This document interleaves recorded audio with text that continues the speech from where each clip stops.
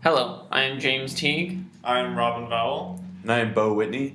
We are the design team Awesome Commando Squad, and this is our video for ME223 design class.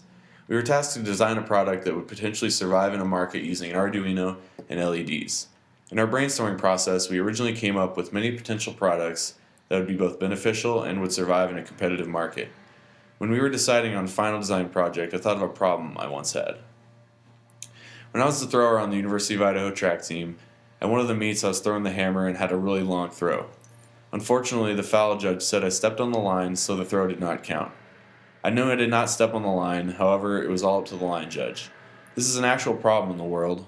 In the 2004 Summer Olympics, there was a controversial line judge call that separated gold from silver in the shot put event.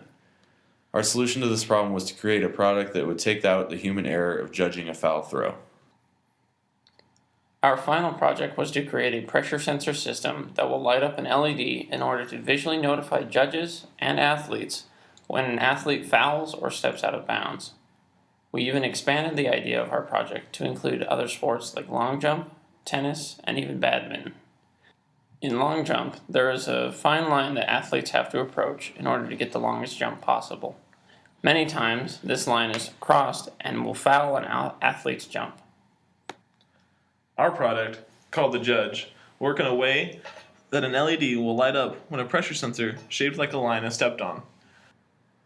The notification would be easily identifiable with a bright blinking LED. The sensor system would be durable and mobile. The sensor would need to be durable in order to withstand the impact of an athlete's step.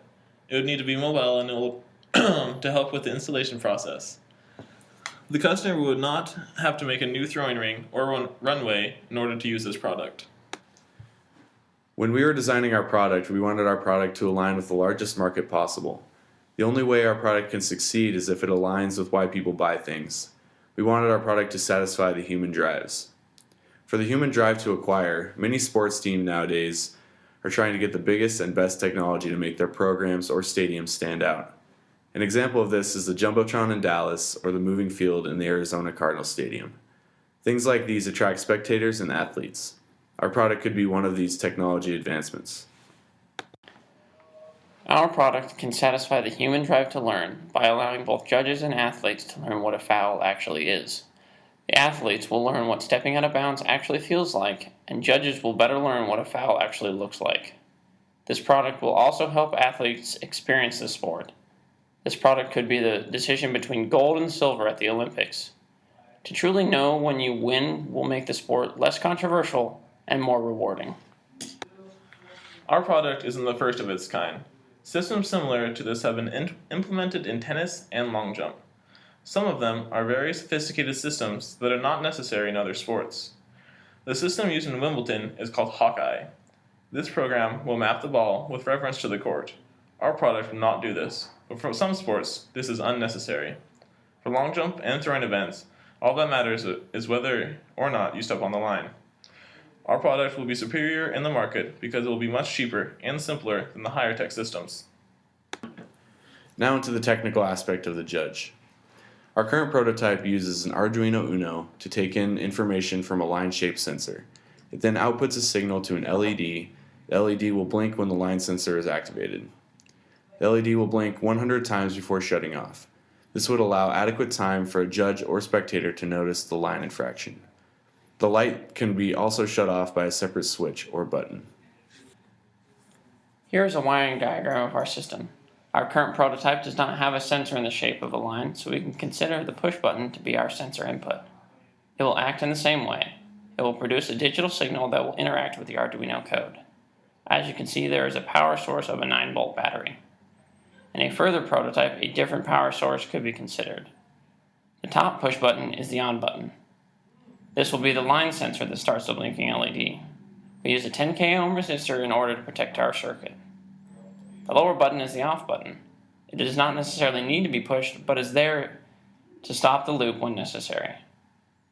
And finally, we used a large blue LED as our light. It has a 560 ohm resistor to protect the Arduino. Here is a simple system chart of our design. We'll have an input line sensor will go to the Arduino, and then the power source will also go to the Arduino. The Arduino will take in the input of the line sensor and use the power from the 9-volt battery and will output a signal to the LED. It will cause it to blink and notify the judges and athletes. Some of our technical challenges included learning the Arduino code. Having no C or C++ experience was a challenge. We started with a simple blinking format and learned different coding techniques like loops and variable definition. After learning the Arduino code, our next challenge was learning how to wire up our Arduino end product. We had to be mindful of our power input. If we were not careful, we could fry our Arduino. We had to learn how resistors and different components created resistance. Our next big challenge was creating increasingly better prototypes. We started with just getting a light to blink. This was an easy start and jump-started our process. Our next prototype was a pressure resistor that varied the brightness of our LED depending on pressure. After evaluating this, we decided that the light should stay on in order to keep the official notified. To do this, we needed to change our input to be a button or a switch rather than a variable resistor. After having a button turn on the LED, we decided that the blinking light triggered by a button would be better. This led to our current prototype that has a 100-cycle loop of blinking light. Looking back at the design process, we found that there were many good things and a few bad ones. We also learned a lot along the way. Our group came up with a lot of different product ideas, and after using the diamond technique, we were able to pick our best choice. The next thing that worked well was that our design team solved a real-world problem. We actually came up with something that could benefit others. We also found that there's a good market for this growing technology. It may not be the best, but our design has some advantages against some of the big-name systems. Best of all is that our group worked great together. We were able to come together and create some kick-ass technology. Some ways we could have improved would have been to create a better appeal for our product. Our presentation of our product in the first lab could have been a bit better. Another way to improve our product would have been to get some different sensors in order to make our product closer to the final design. Lastly, we learned a lot. This project helped us jumpstart our learning process with code and electronics. It gave us experience in electronics and programming that we can use for the rest of our careers. Learning the functions of microcontrollers was also very interesting and fun. All in all, we learned a lot from this project and we consider it a success.